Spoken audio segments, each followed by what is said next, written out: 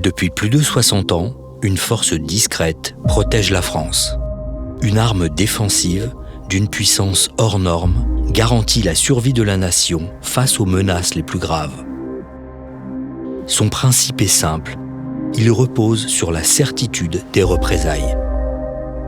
Si un État déclenche une agression jugée existentielle par la France, la riposte sera nucléaire et d'une violence dévastatrice. C'est ce mécanisme que l'on appelle la dissuasion nucléaire.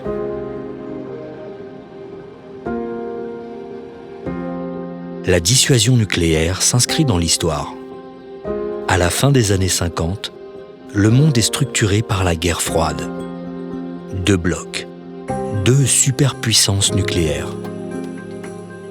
À cette époque, l'arme atomique devient le marqueur ultime de la puissance.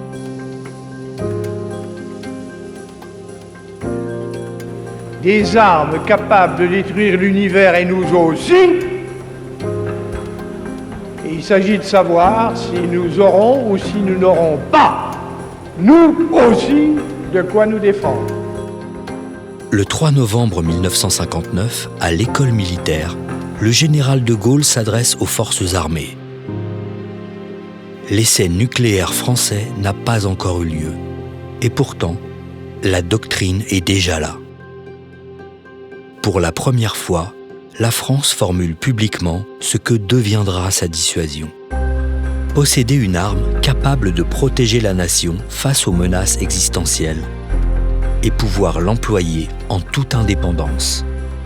Depuis ce discours fondateur, les présidents de la République ont fait évoluer cette doctrine pour l'adapter aux grandes mutations du monde.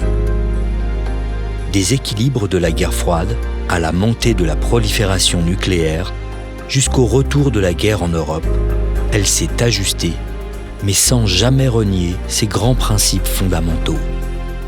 Cette continuité structure le modèle français de la dissuasion.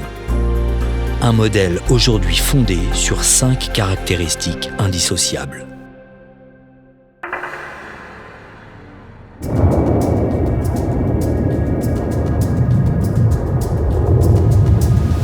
La bombe nucléaire est 1 million de fois plus puissante qu'une bombe conventionnelle.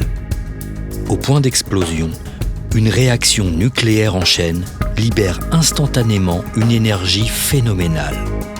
En quelques microsecondes, l'air devient plasma. La température atteint plusieurs millions de degrés, comparable à celle qui règne au cœur d'une étoile. La puissance hors norme de cette bombe fonde le pouvoir de dissuasion. Sa simple possession bouleverse les rapports de force, car aucun État ne peut ignorer qu'en s'attaquant aux intérêts vitaux de la France, il s'exposerait à des frappes nucléaires provoquant des dommages inacceptables. Mais une arme d'une telle puissance impose 3 responsabilités. Premièrement, la responsabilité d'en limiter le rôle. Pour la France, l'arme nucléaire n'est pas une arme du champ de bataille. Elle n'est pas conçue pour imposer sa volonté. Elle est faite pour empêcher la guerre existentielle. Deuxièmement, la responsabilité de limiter son arsenal à la stricte suffisance. La France n'est pas engagée dans une course aux armements. Elle ne cherche pas la parité avec les autres États dotés. Son arsenal évolue pour s'adapter aux menaces et aux défenses adverses.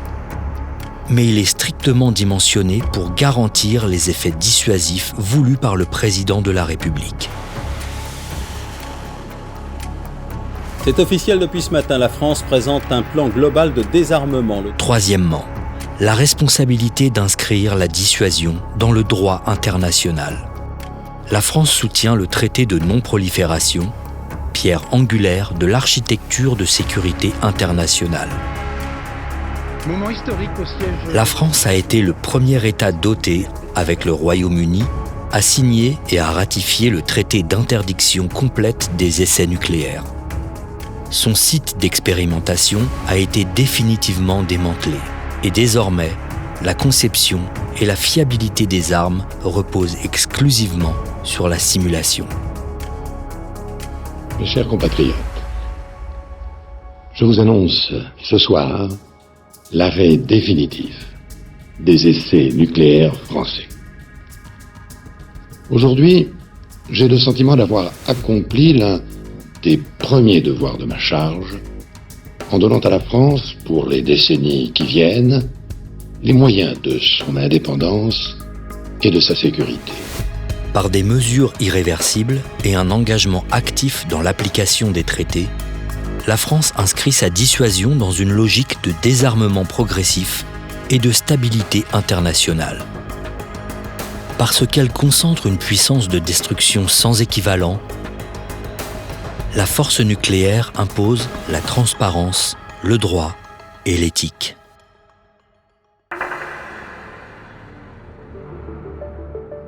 La dissuasion française est totalement indépendante.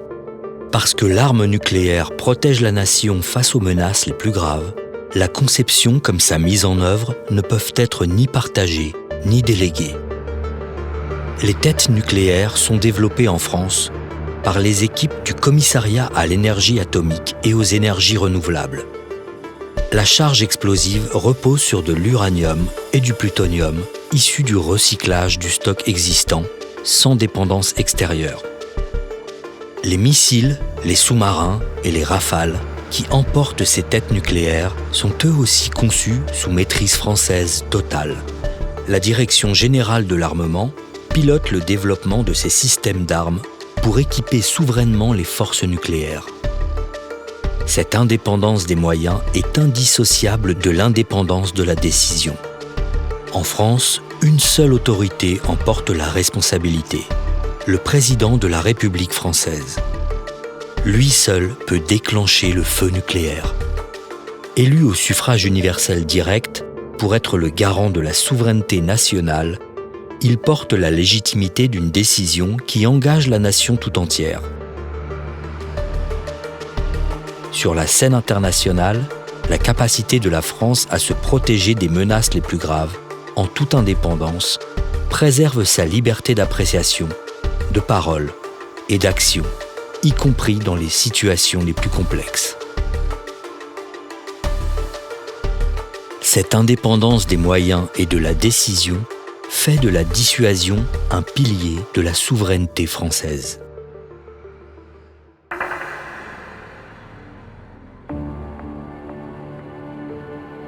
La dissuasion ne repose pas seulement sur la puissance. Elle repose aussi sur la crédibilité. Car dissuader, c'est installer chez l'adversaire la certitude qu'en cas d'agression majeure, la France serait réellement capable d'employer l'arme nucléaire. La crédibilité de la dissuasion est d'abord politique.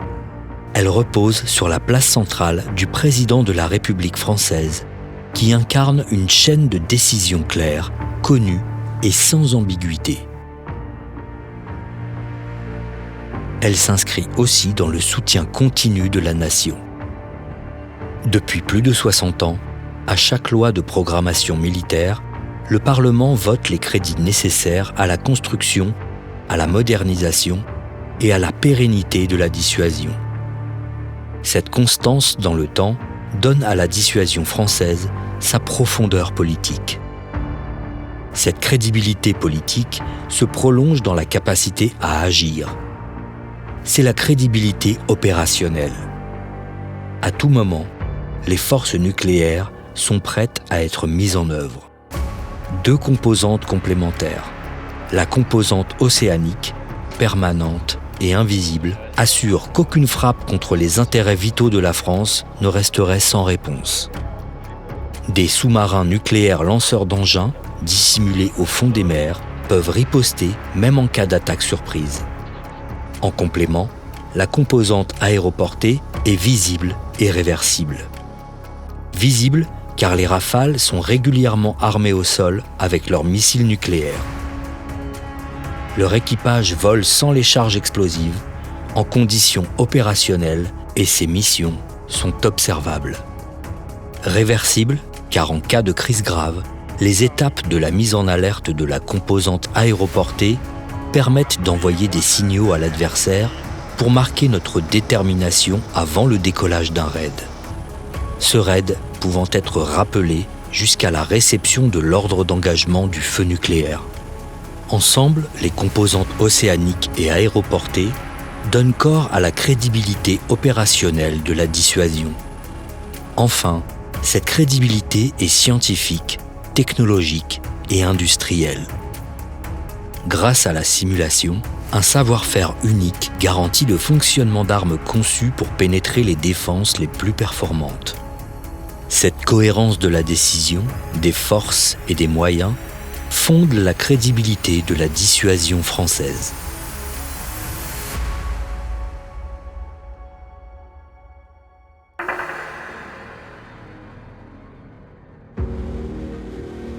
La dissuasion nucléaire a une vocation exclusivement défensive.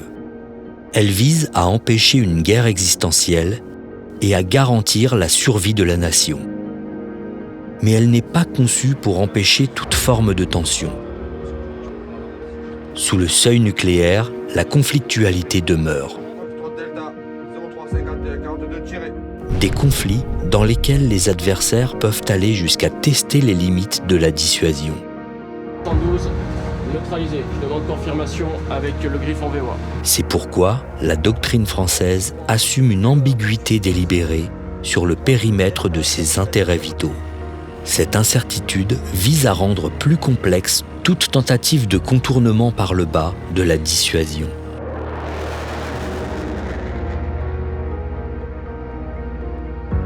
Face à un adversaire étatique qui s'en prendrait à la France, en ayant mal apprécié le périmètre de ses intérêts vitaux, les présidents de la République ont prévu un avertissement nucléaire, optionnel, unique et non renouvelable. Un signal ultime pour signifier que le conflit change radicalement de nature et entre dans le champ de la dissuasion. En dessous du seuil des représailles nucléaires, il reste tout un spectre de tensions et conflits. C'est pourquoi les forces nucléaires sont épaulées par des forces conventionnelles. La présence de forces conventionnelles robustes permet alors d'éviter une surprise stratégique, d'empêcher la création rapide d'un fait accompli, ou de tester au plus tôt la détermination de l'adversaire en le forçant à dévoiler de facto ses véritables intentions. Depuis le début de la guerre en Ukraine, les besoins des Européens pour assurer la maîtrise du ciel et contre-attaquer en position de légitime défense se sont accrus. C'est pourquoi la France renforce ses capacités en matière de défense aérienne élargie et de frappe dans la profondeur en coopération avec ses partenaires européens. Autant de capacités qui consolident l'épaulement de la dissuasion et préservent la cohérence de notre modèle d'armée. La dissuasion fixe la limite ultime. Le conventionnel permet d'agir avant de l'atteindre. Ensemble, ils permettent à la France de faire face à toutes les menaces.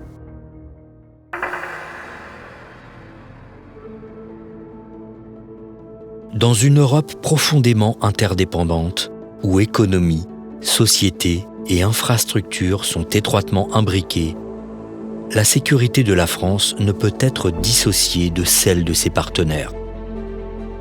Depuis le général de Gaulle, tous les présidents de la Ve République ont reconnu cette réalité. Les intérêts vitaux de la France ont une dimension européenne. Tout adversaire qui viserait l'Europe doit intégrer la dissuasion française dans son raisonnement. Par son existence même, elle contribue donc à la sécurité et à la stabilité du continent. Il en est de même pour la dissuasion britannique. Depuis 30 ans, les deux seules puissances nucléaires d'Europe ont renforcé leur coopération stratégique à travers une série de traités et de déclarations. Le message est clair. Il n'existe pas de menace extrême contre l'Europe qui ne susciterait l'attention et la réaction de ces deux nations. Les forces nucléaires stratégiques indépendantes françaises et britanniques complètent également la dissuasion de l'OTAN. L'existence de 3 centres de décision distincts et indépendants complique les calculs de tout adversaire potentiel. La dissuasion française constitue un pilier durable de la stabilité du continent européen dans un monde redevenu incertain. Les sous-marins nucléaires lanceurs d'engins, les Rafales des forces aériennes stratégiques et ceux de la force aéronavale nucléaire constituent le cœur de nos forces nucléaires indépendantes.